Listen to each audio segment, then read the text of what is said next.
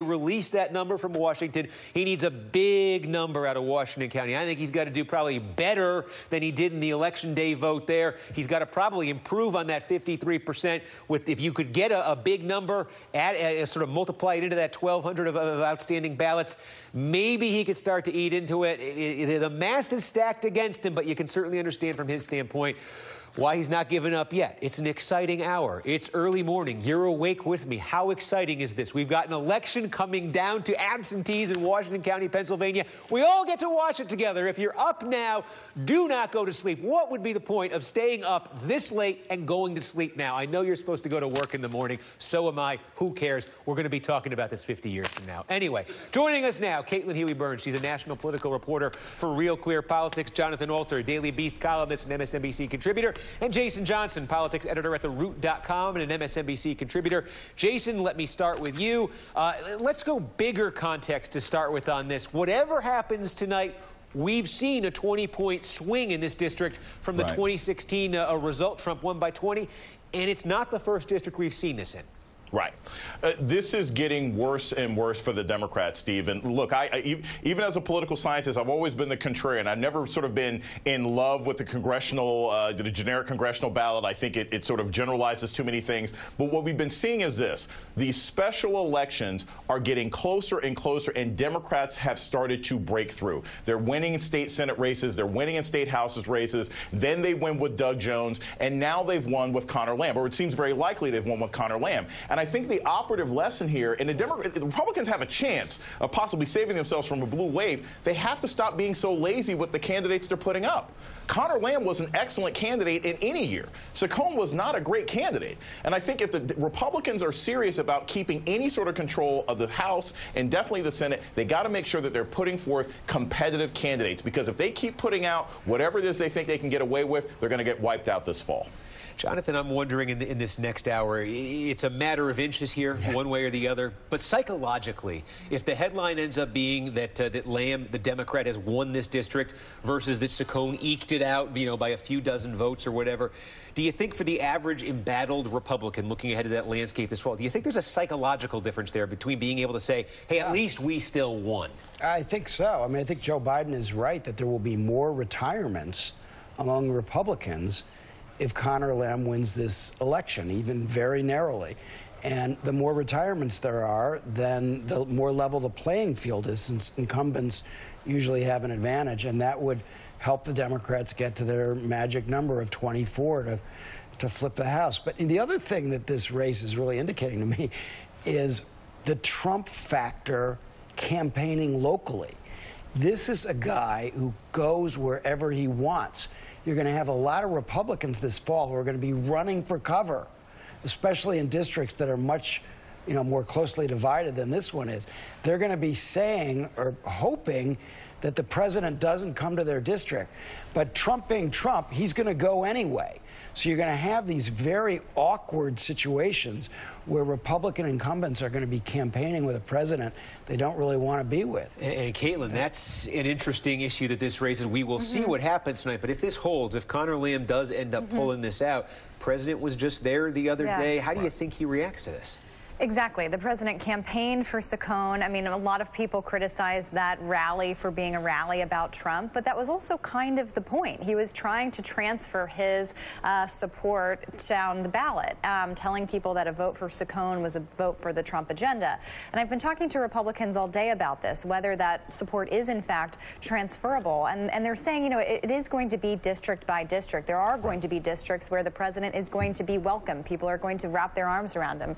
But other districts like Colorado, for example, the House Republican Democratic map runs through California, New York, New Jersey. Those are going to be very different. So Republicans and the president have to kind of get on the same page and be strategic about the decision, because the outcome of these races, of course, affects all of them. And Jason, it's interesting, this question of transferability, all these Republicans wondering, hey, Trump has this special bond with the Republican base. Can I tap into that at all? I'm reminded here of the frustration Democrats had in the Obama era.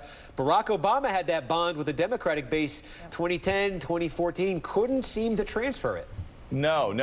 Look, it's very, very hard to transfer a really magnetic and interesting presidential candidate, whether it's Barack Obama, whether it's Donald Trump, and sort of sprinkle that fairy dust on other candidates. But I think the other thing that's happened is this, Steve. I think Republicans down ballot have realized that, Trumpism it's a nice suit that looks great in the store, but you can't take it home with you. It only fits on one guy. Only Donald Trump can get away with the kind of scandals he's gotten away with and stay popular with his base. Only Donald Trump can make the kind of mistakes he's made as a candidate and then as a president and still stay popular. So a lot of these candidates are realizing I can't embrace Trumpism the same way because I don't have the same protective field around myself. I think some of them will eventually acquiesce and say, look, I need you to come here and help me raise money. I'm desperate at the end of the game.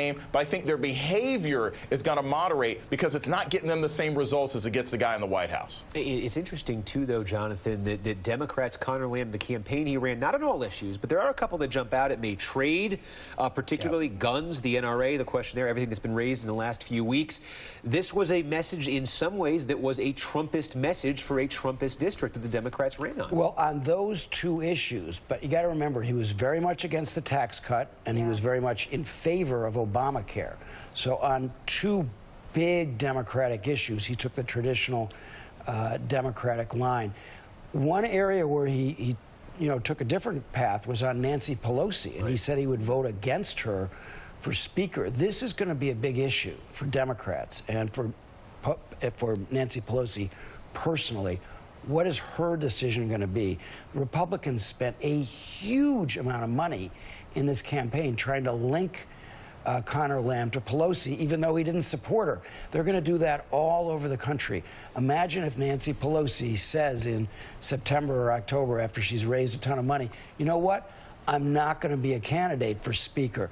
Then she knocks the struts out. Do you think I think it is that's possible? It is possible. Not probable, but very possible. And there's been a fair amount of talk about it in her circle. What do you think of that, Kate? I mean, she is a huge liability still, and Democrats are saying, well, look, if Conor Lamb wins, that proves that he was able to kind of separate himself from her. But, you talk to Republicans and look at the polling that they're seeing.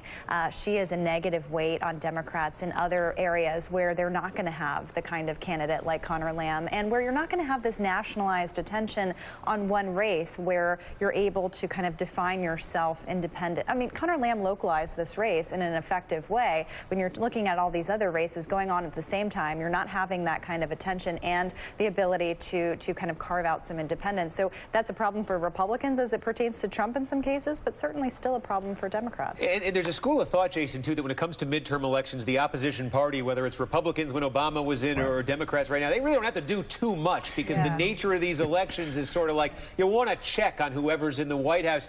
How much of that is carrying everything we're seeing tonight in Kansas last year, Montana, South Carolina, these swings? How much is just sort of the gravity of politics? Yeah, Steve, I think that's a big part of this. Look, we don't live in a parliamentary system. So if you're unhappy with who's in office, we pretty much only have one other choice. That's why I've always sort of argued that these notions of messages and a lack of message on the part of the Democrats nationally, it's not a big deal during midterms. Does anybody remember the Democratic message in 2006? The only midterm message I can remember is like the contract with America in '94. For the most part, if you are the opposition party, as long as you don't have a big scandal, you're going to end up benefiting. And I also say this, and I think this is important about Nancy Pelosi and her symbolism. If you're the kind of voter who is motivated by animus against Nancy Pelosi, it won't matter if she steps down. It means you're already a hardcore Republican. You're going to vote for the Republican candidate. And even if Nancy Pelosi wasn't there, Donald Trump has made it clear he's got Maxine Waters, he's got Chuck Schumer, he's got plenty of other Democrats he can throw out there as red meat.